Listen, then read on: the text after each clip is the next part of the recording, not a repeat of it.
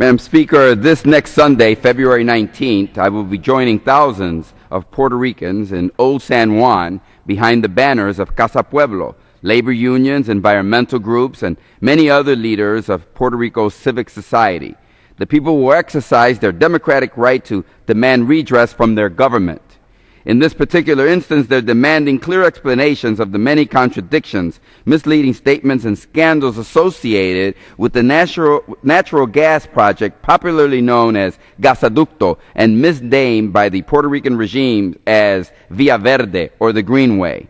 Now it looks like the regime, which fired tens of thousands of public sector employees, alleging that there was no money to pay their salaries, has wasted more than $50 million on a project that was never needed, was never practical, and was never supported by the public, a project that many think may now be dead.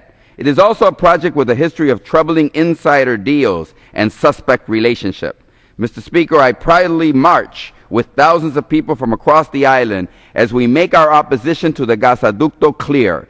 We will start at the Capitolio, the Capitol building in Old San Juan at 10 a.m. and march to the Fortaleza. That's the governor's mansion. One of our key messages is to the federal government and specifically to the U.S. Army Corps of Engineers.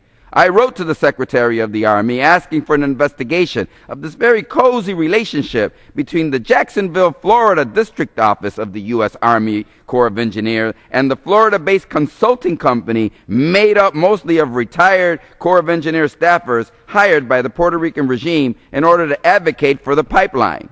I'm still waiting for a response to my request, but in the meantime I ask, why does the Corps waste taxpayers' money continuing to evaluate a gas pipeline for which there is no gas?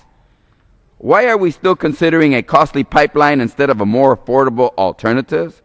Why are we still considering a project that has raised serious objections from the U.S. EPA and the Fish and Wildlife Service and environmental groups across the country? Why are we still considering a project opposed by no less than 70% of the people on the island of Puerto Rico?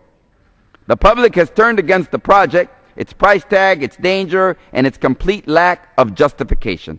Key decision makers in the private sector and in the federal government and in the Puerto Rican government, even up to and including the governor himself, are slowly backpedaling from what has been a headlong rush to build a 92-mile gas pipeline.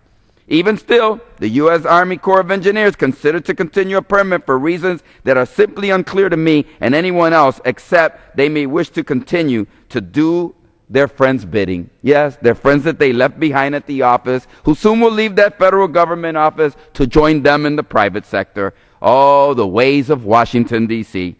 But the people of Puerto Rico have already declared, permit denied.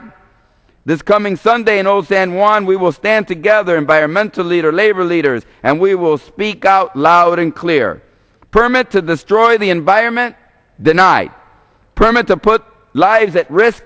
Denied. Permit to disregard the views and the voices of the people? Denied. Permit to waste money to lavish the friends of the regime with no-bid contracts? Denied. Yes, Mr. Speaker, most people in Puerto Rico are convinced the Gasoducto is dead. But I will be proud to join the voice of the Puerto Rican people next Sunday as we remain vigilant and firm in our opposition to this wasteful, dangerous, and abusive project.